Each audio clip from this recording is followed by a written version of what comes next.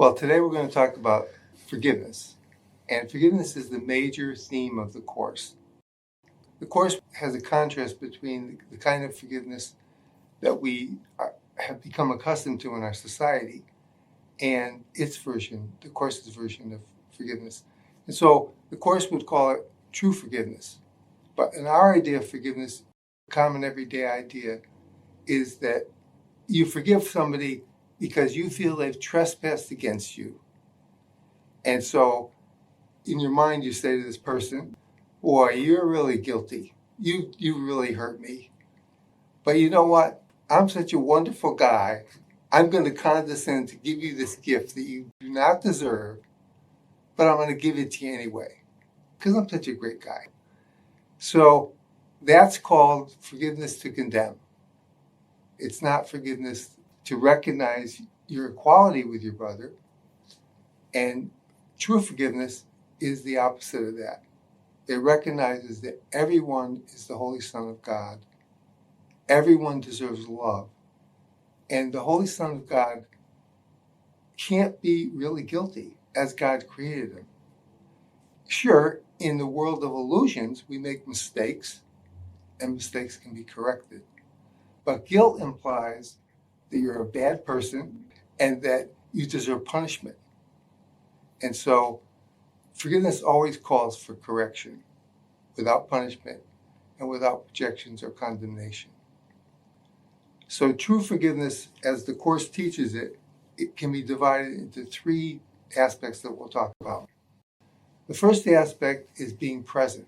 When I talk about being present, I'm talking about joining with another person and seeing your sameness with them. So one of the quotes in the Course is, forgiveness is healing the perception of separation, where you feel you're joining with the other person and becoming one with them.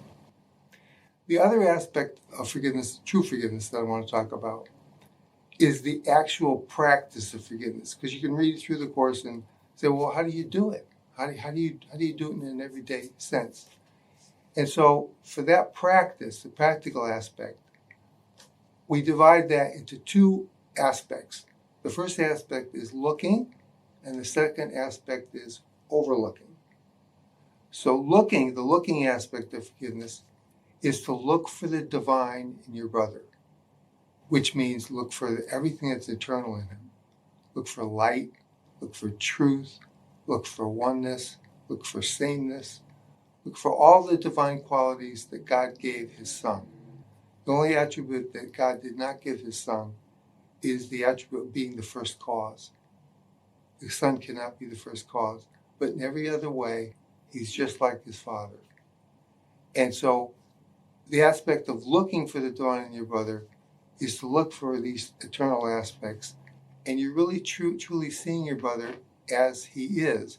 And by seeing him as he is in God's eyes, you're seeing yourself being reflected back to you. You're seeing your own divine nature being reflected back to you. And that's the first half of forgiveness. The other half of forgiveness is overlooking. In order to see the divine, to do that first half, you have to overlook everything that's not eternal. You have to overlook that person's body. You have to overlook anything time related to that person, such as their past or their future. You have to overlook any judgments that you might have about that person that might limit them and prevent you from seeing the divine in them. You also have to eliminate any judgments this person has of themselves. So you remove anything that would distract you from seeing the divine in that person. And you do that by overlooking it, letting it go, and focusing only on seeing the divine. And that's the practice of looking and overlooking that the Course calls true forgiveness. Now, what if you're successful? What if you can successfully see the divine in your brother? Well, what happens is, if you really see the divine in your brother and overlook everything else, what will happen quite naturally is light and love from you will flow through you. The light and love you receive from God will flow through you to the other person who you're forgiving. And then that person at a deep inner level will recognize that they're receiving love and light. And naturally, they will want to send that light and love back to you out of gratitude. And that exchange of light and love that happens as a result of forgiveness is what the Course calls a miracle. That's the closest we can come to the idea of a miracle. Well, it's an exchange of light and love between at least two people. And that exchange also extends to the whole sonship, actually. Because every loving thought in any one part of the sonship extends to the whole sonship. Right now, what I'd like to do is see if we can have a meditation that'll focus on the two aspects of love. And these are expressed in the 50 Miracle Principles. A quote there says, "Through prayer, love is received. Through miracles, love is expressed." And so that's going to be the two parts of this meditation. And I'm going to do a guided meditation. And the first part is going to focus on through prayer, love is received. So we're going to be aware of receiving God's love.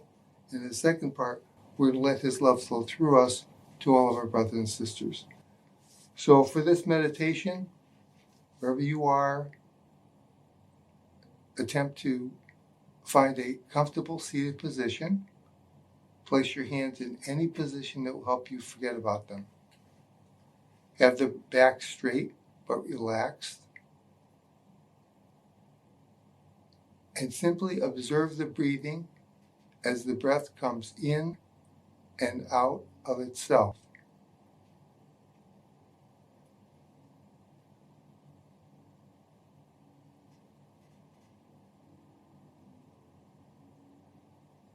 And let go of observing the breathing. And now observe the thoughts of the mind as they come and as they go.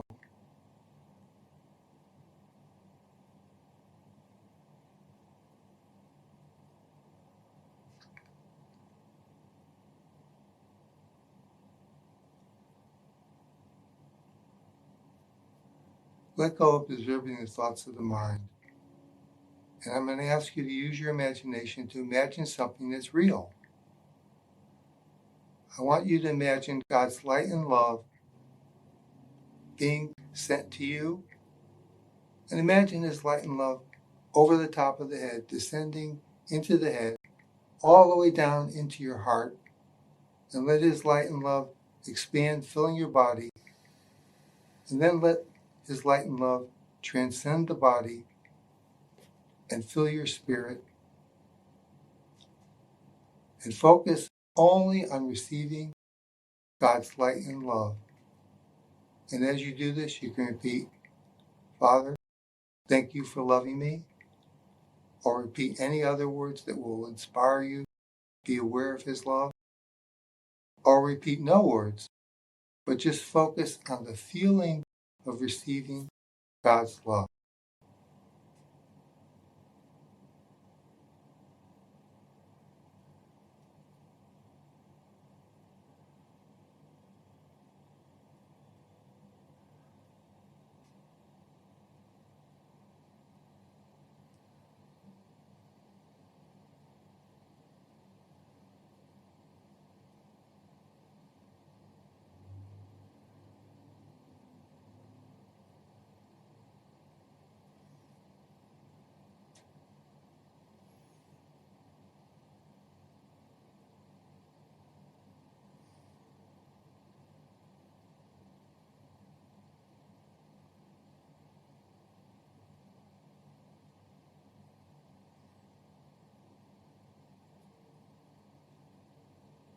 And now that you've increased your awareness of God's love being sent to you, let His love flow through you to all your brothers and sisters without excluding anyone. Make sure to send God's light and love through yourself to all those who are close to you in your life, but also includes letting God's love flow through you to those who you normally don't think of as being close to you. Remember to exclude no one. Let your love extend to everyone. If you want to, you can repeat, Father, let your love flow through me to all my brothers and sisters everywhere. Or just have the feeling of letting His love flow through you to all your brothers and sisters.